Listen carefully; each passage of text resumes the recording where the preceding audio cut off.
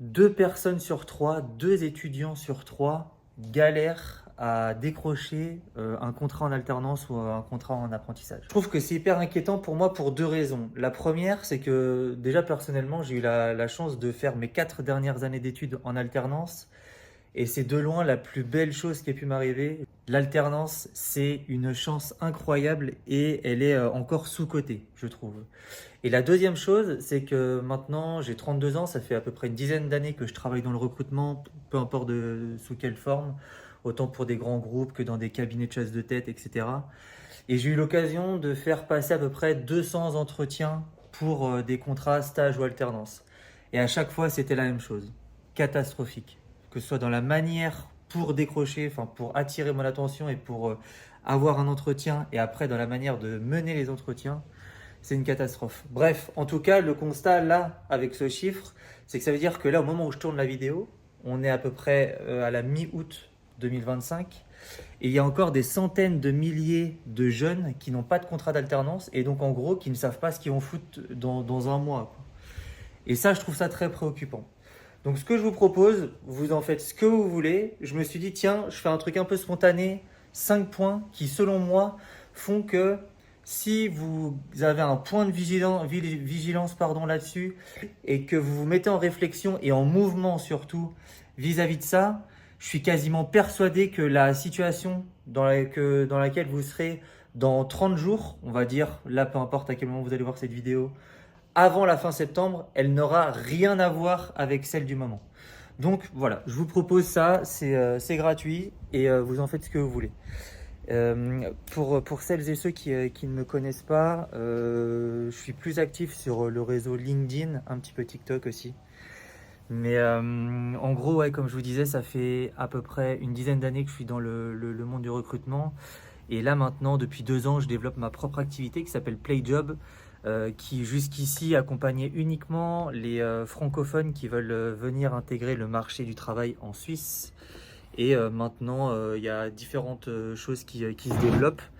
Et j'ai à cœur d'accompagner plus maintenant, on va dire, je commence à avoir un peu de bouteille, je reste jeune. Et une chose importante, j'ai à aucun moment la prétention de connaître la vérité. Je vous partage juste moi mon regard sur les choses, avec mon recul, mon expertise, mais vous en faites ce que vous voulez. Souvent, c'est la même problématique à l'entrée pour toutes les personnes que je croise qui galèrent dans leur recherche de job et en l'occurrence pour leur recherche d'alternance ou de premier job. Le positionnement de qu'est-ce que vous cherchez? Est-ce que vous savez exactement ce que vous cherchez? Dans ma méthodologie de travail, je prends toujours un parallèle entre la recherche de job et le développement d'une carrière professionnelle et la manière dont une startup se crée et se développe. Là, en gros, dans le monde des startups, c'est ce qu'on appelle le product market fit. Là, si on le traduit, c'est le profile market fit. C'est quel est le point optimisé par rapport à qui tu es, ce que tu aimes, ce que tu sais faire, ce que tu as déjà fait, bref, tout ce qui te compose. Où est le point optimisé dans le monde du marché de l'emploi qui est fait le plus pour toi? Là, en ce moment, toi, tu n'as pas forcément des années d'expérience, t'as pas ça, mais tu as des choses à faire valoir. Tu as des sensibilités, des passions, du vécu, euh, de la curiosité sur les choses. Tu as surtout, avant tout, ton énergie, ta motivation et ta connaissance peut-être un peu plus du digital ou de l'intelligence artificielle ou des jeux vidéo. Enfin, tout ce qui te compose, c'est ce qui fait ta singularité et c'est ce qui vient donner et nourrir ce qu'on appelle du coup le profile market fit. Et c'est à toi d'aller investiguer pour comprendre où est-ce qu'il se situe sur le marché. C'est toujours deux choses, au final on va y revenir à chaque fois, c'est 50% c'est de la réflexion que tu dois mener. Donc là, c'est vis-à-vis de toi-même. J'ai plein d'outils, plein de méthodes à te préconiser là-dessus, mais on y reviendra plus tard. Je vais avoir quelque chose de très concret à te partager pour justement aller investiguer ça. Et la deuxième chose, c'est la mise en mouvement. En fait, c'est ça le point central. C'est que je vois trop de personnes enchaîner les questions, se poser des questions, qu'est-ce que j'aime faire, qu'est-ce que j'aime pas faire, qu'est-ce que j'ai envie de faire, c'est quoi le métier qui me correspond, etc. Mais elles restent dans cette posture, je me pose des questions. Il n'y a pas de mise en pratique, il n'y a pas de mise en mouvement derrière pour aller trouver des réponses à ces questions qui permettent à posteriori de se poser de nouvelles questions plus affinées, plus précises, en tout cas plus constructives. Et en gros, bah, on superpose les questions un peu primordiales. À la fin, ça fait des nœuds dans la tête, on sait même plus ce qu'on pense, et c'est là où on tombe un peu cette sorte de cercle vicieux où on perd confiance en soi, on a plus trop le goût on sait plus trop pourquoi on fait les choses, est-ce qu'il y a vraiment quelqu'un qui veut de moi, est-ce que je vais y arriver, etc. Et là, c'est la pire des choses. Ne surtout pas glisser là-dedans. Donc, la première chose, le premier point, c'est sois très attentif à ou attentive à quel est ton positionnement, quel est ton profile market fit. Crois-moi, il y a de la place pour tout le monde. On a tous une place, il y a tous dans ce monde quelqu'un qui en ce moment a besoin de quelqu'un comme nous. Il faut le trouver. La deuxième chose, je le disais tout à l'heure, c'est la posture. En gros, c'est faire la diff et être en mouvement. Ta seule obsession, c'est de te différencier. On est dans un monde où tout est processé pour candidater. Il faut aller sur Indeed ou sur Région de Job ou sur LinkedIn, faire la même procédure que tout le monde. Ça, en fait, c'est pour simplifier le travail des gens qui sont en poste parce que bah, sinon, ils ne peuvent pas faire toutes leurs tâches. Tous les recruteurs ne peuvent pas faire toutes leurs tâches du quotidien et ils ont centralisé, ils donnent à la machine de la capacité à travailler pour eux. Mais c'est pas là que ça passera pour toi. C'est sûr, c'est pas là que ça passera pour toi. Il faut que tu passes par la fenêtre. En gros, c'est toujours te demander, là c'est la porte d'entrée, comment je fais pour passer par la fenêtre. Et ça, en gros, la posture, comme je te disais tout à l'heure pour le parallèle avec le monde des startups, là, c'est ce qu'on appelle le MVP. En gros, c'est dans le monde des startups, on appelle ça le minimum viable product. C'est quelle est la première version de ton produit que tu viens proposer à ton marché et qu'après tu vas faire évoluer. Toi, en gros, là, c'est quel est le minimum en gros des différents supports que tu dois créer pour te dire, ok, moi, là, la chose que je dois créer maintenant, que je ne vais pas devoir refaire à chaque fois que je vais rencontrer quelqu'un pour lui présenter ma candidature pour une alternance, c'est ça. Donc là, on va y revenir après, c'est ton CV, c'est ton portfolio, c'est tes lettres de recommandation si tu en as, c'est une brochure de présentation de l'école dans laquelle tu vas intégrer, etc. Toi, c'est ce socle et qu'après tu viendras personnaliser, mais c'est ton MVP. Et le but, c'est que ce MVP là, ce dossier que tu viendras à chaque fois personnaliser, ajuster, eh bien tu le mettes dans le maximum de mains et que tu aies tout ce que tu vas entreprendre dans ton quotidien, c'est d'aller le distiller au maximum. Et pour cette posture, il faut toujours te dire, il faut que je passe par la fenêtre et que je m'assure de toujours être en mouvement. C'est les deux axes principaux. Troisième point, parce qu'il faut quand même s'y arrêter, le CV et le fait de scroller les offres sur les job boards. Ça, faut arrêter. C'est pas de cette manière-là que tu vas trouver ton alternance. Déjà, si on remonte d'un cran, pars du principe que là, tu seras dans les derniers à trouver ton alternance. Ce que je veux dire par là, c'est que tout ce qui est grand groupe, eux, les plans de recrutement des campagnes d'alternants, généralement, c'est aux alentours de février-mars, les recrutements en avril et c'est ficelé en mai avant que tout le monde parte quasiment pour les ponts en mai et encore plus pour les vacances. Et au moins, après, il y a déjà les phases d'intégration pour fin août, début septembre. En gros, vu que c'est tellement en mode process, les grands groupes, c'est déjà tout est calé. Il n'y a pas d'imprévu. À part exception là du style, ok, on a eu un désistement, finalement on a un poste, mais ça sera vraiment à la marge. Là, toi, l'opportunité pour trouver une alternance demain, elle est probablement dans une petite structure, une TPE, une PME, quelqu'un hors radar, que personne ne connaît, tu vois, très local. Donc toi, il faut que tu comprennes ça. Et c'est pour ça que pour l'instant, de toute façon, toi, ton CV, on s'en fout. Honnêtement, on s'en fout. Déjà, probablement, tu n'as rien à mettre dedans. Tu as peut-être un stage, un job étudiant, tu as bossé, je sais pas, chez le McDo ou à pousser des transpalettes pendant tes vacances scolaires pour faire un peu d'argent. Bah, ok, c'est bien, mais enfin, tu vois, c'est cool, ça va montrer que tu bosses. Mais c'est pas là-dessus que tu vas donner envie à quelqu'un de te prendre en contrat d'alternance. Le but, c'est d'aller au corps à corps. Faut que tu ailles dans le réel, faut que tu ailles dans le concret. Et que lorsque tu vas avoir travaillé ton positionnement, le premier point, ton profile market fit et que tu vas te dire, ah ouais, en fait, moi, là, actuellement, le genre de structure qui est faite pour moi, c'est, je sais pas, un constructeur de tiny house. Parce que je suis convaincu que l'habitat léger, c'est l'avenir, etc. J'aime beaucoup le retour des travaux, des métiers où on revient un peu à l'essentiel, où on travaille le bois. Les tiny house, ça me plaît bien.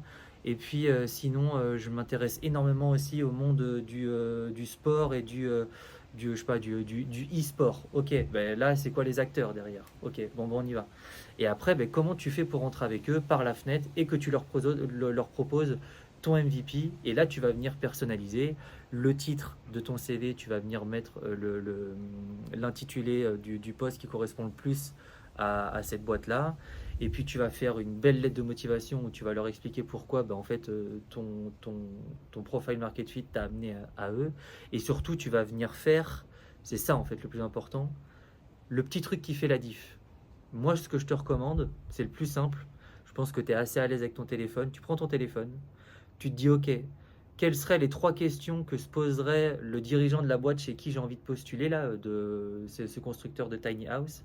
Quelles seraient les 3 questions qu'il se poserait me concernant pour savoir si j'ai vraiment envie de m'investir chez eux? Tu listes ces 3 questions, tu fais une vidéo face cam à l'arrache, juste tu t'habilles bien, tu montres que tu es propre, et en 1 minute, tu donnes l'objectif de saluer les équipes à qui tu t'adresses, de l'entreprise en question. Tu réponds à ces 3 questions et tu leur dis que tu n'as qu'une envie, c'est de les rencontrer. Tu leur dis pas je veux une alternance, c'est je veux vous rencontrer et je veux vous expliquer pourquoi et comment je pense avoir de la valeur ajoutée à vous rejoindre demain pour commencer pour un an. Et là, tu vas créer tu vas intriguer. Et ensuite, tu vas pouvoir conclure en transformant pendant l'entretien. Justement, l'étape avant le moment où tu vas, parce que tu vas pas avoir dès le premier coup trouvé 150 boîtes tout de suite. Ce qu'il faut que tu te dises avant d'arriver à cette fameuse étape où tu seras en entretien avec la boîte qui potentiellement va t'offrir un contrat en alternance, il faut que tu vois en mode, tu n'as probablement pas énormément de réseau actuellement, et il faut que tu te dises comment est-ce que maintenant que je sais exactement le type de structure que je cherche, comment est-ce que tu peux créer un réseau de prescripteurs qui va venir distiller un petit peu le fait qu'en ce moment tu serais à l'écoute de ce genre d'opportunité. Et là en fait c'est extrêmement simple.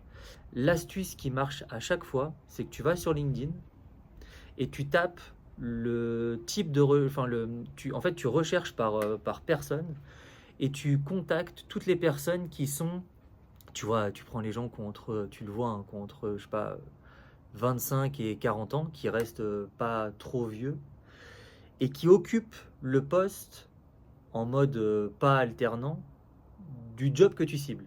En fait, des gens qui sont en poste sur le genre de quotidien, le genre de mission que toi, tu as envie d'aller occuper, mais en alternant. Par exemple, tu veux un poste d'alternance en community management, et ben, tu vas aller contacter des community managers qui travaillent dans les secteurs d'activité qui correspondent à ton profile market fit. Et là, tu leur dis en fait à chaque fois, et là, je te donnerai des astuces pour notamment utiliser l'intelligence artificielle pour pré-mâcher le travail avec toi pour faire ces messages d'introduction. Et tu viens les contacter, tu leur dis, voilà ma situation, j'aimerais énormément pouvoir échanger avec vous pendant 10-15 minutes par téléphone, car j'ai quelques questions à vous poser. Ça me permettrait d'y voir beaucoup plus clair pour la suite de ma carrière professionnelle et notamment de m'inspirer des professionnels qui ont suivi cette voie et qui ont un petit peu d'avance sur moi, le chemin que je m'apprête à parcourir. Ce qu'il faut que tu comprennes, c'est que les gens adorent parler d'eux. Et quand tu leur demandes un retour d'expérience, comment ils ont fait, etc., ils adorent le faire. Donc, tu vas avoir un taux de retour qui est bien plus élevé que tu ne le penses. Mais il faut avoir une belle présentation à l'entrée. Le but, c'est que tu vas enchaîner ces échanges-là. En gros, ta recherche d'alternance, le matin, tu dois être dans une phase de recherche et l'après-midi, tu dois rien faire à part échanger avec des nouvelles personnes. Téléphone, visio, quand tu peux y aller en physique, c'est encore mieux évidemment, mais tu ne dois faire que être dans l'interaction. C'est primordial. Donc tu vois, tu as ton profile market fit. Ensuite, tu travailles ton MVP pour avoir la bonne posture et déjà avoir le truc qui te présente. Tu laisses de côté le CV et le job board et tu mets ton attention sur le petit truc qui fait la diff, genre dès que tu vois une entreprise qui te plaît bien, qui est ou pas une offre de poster, tu t'en fous de ça, tu leur fais une petite vidéo que tu joins à ton CV et ton portfolio et tes lettres de recommandation et tu leur envoies par mail. Idéalement, tu les appelles avant pour savoir à quelle adresse tu dois l'adresser. Tu crées ton réseau de prescripteurs sur LinkedIn en contactant les gens qui sont des opérationnels sur des postes que tu vas cibler toi en tant qu'alternant. Et enfin, quand tu arrives dans la phase de je suis en entretien, je suis devant le dirigeant ou devant le responsable qui a décidé de bien vouloir me recevoir pour que je lui explique un peu plus mon projet et pourquoi j'aimerais me projeter chez eux. Là, ton seul objectif, c'est déjà montrer à quel point tu es motivé. Tu dois déborder d'enthousiasme. Tu dois déborder d'idées, d'imagination et tu dois être en mesure de les aider à se projeter en disant moi demain, j'ai pas d'expérience, j'ai pas d'expertise, etc. Par contre, je suis très sensible à ça, ça, ça, ça, ça, et je sais déjà faire ça. Et en plus, j'apprends très vite. Mais en tout cas, moi, si je vous rejoins demain, déjà, le premier jour, je commence par faire ça, par faire ça, par faire ça. Genre, si tu es encore une fois l'exemple du community manager, vous êtes présent sur LinkedIn, mais vous l'exploitez à maximum 10% de son potentiel. Moi, je pense que je suis en mesure de vous ramener à peu près entre 300 et 500 abonnés par semaine. Sur Instagram, je pense pas qu'il y ait un réel intérêt à y aller pour l'instant pour vous. Par contre, je pense que vous avez quelque chose à faire sur YouTube. Voilà comment moi je m'y prendrais pour que ce soit quelque chose de simple à l'entrée, mais qui pourrait permettre d'attirer des nouveaux clients.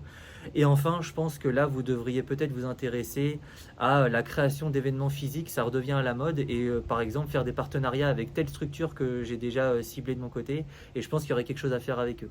Et là, en fait, ça pose des bases et tu t'es déjà projeté chez eux. Et eux, ils disent, bah ouais, bah en fait, c'est hyper intéressant. Et là, tu dois venir ajouter la dernière chose qui est hyper, peut-être la plus importante, c'est qu'ils sentent déjà à quel point tu vas être rentable pour eux. Parce que qu'on se le dise, n'importe quelle boîte, que ce soit pour un alternant, un salarié, la vraie question c'est, ok, pourquoi pas lui donner une chance, mais est-ce que c'est rentable? Et là, tu dois venir en mode, moi, j'ai déjà le dossier de l'école que je vais rejoindre à la rentrée. Voici leur coût. Voici ce que ça va vous coûter. En gros, l'un dans l'autre, ça va vous coûter quasiment rien.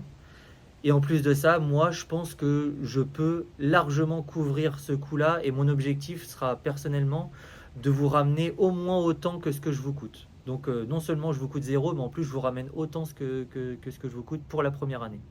Et là, au moins, tu mets tout le monde d'accord. Et la boîte, elle va se dire, en fait, qu'est-ce que ça nous coûte à part lui offrir du temps, de notre attention pour qu'elle ait cette personne ait le cadre nécessaire pour s'épanouir. Sinon, rien. Et là, tu verras, ça fait mouche à chaque fois.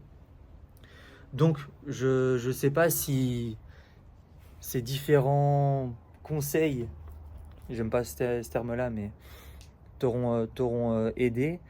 Mais retiens bien, le plus important, c'est mouvement et faire la diff. Faire la diff, mouvement. Tu te poses des questions, tu vas chercher les réponses et tu ajustes. Et tu verras, tu multiplies ce cycle-là et ça peut que payer. Deux choses. La première, pour celles et ceux qui veulent du concret par rapport à tout ça, dans les moindres détails, évidemment là j'ai fait un résumé, il y a plein de choses à aborder sur ce sujet-là.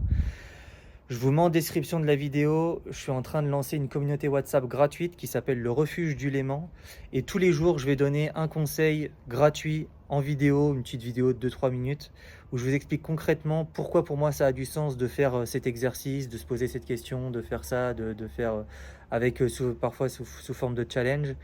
Et comme ça vous permettra un petit peu, parce qu'en fait, en réalité, quand on est dans ce genre de moment, ce qu'il faut, c'est parfois le matin, on a la flemme, le petit coup de boost, le petit coup de motivation, et c'est un petit peu l'engagement que j'essaie de tenir au travers de cette communauté WhatsApp que je vais lancer officiellement le 1er septembre 2025, mais sûrement avec déjà un petit peu de contenu d'ici là. Et la deuxième chose, pour celles et ceux qui veulent tester un nouveau type d'expérience, toujours en lien avec cette quête de vocation professionnelle et après descendre dans le très concret, ok, maintenant que je sais pourquoi je suis là, comment je fais au quotidien pour aller atteindre mes objectifs, et remettre de la stratégie un petit peu de la perspective dans sa carrière professionnelle. Je suis en train de lancer un nouveau projet. Ce sont des histoires auditives et interactives avec une IA qu'on a créée avec un ami qui s'appelle Harmonia. Et en gros, ça vous emmène dans des voyages où vous allez découvrir au travers d'histoires donc d'un personnage différents concepts, différentes questions à se poser, et l'IA viendra vous poser des questions pour savoir quelle est votre posture vis-à-vis de ces sujets-là. Le dharma, l'ikigai, la zone de génie, le quotidien professionnel.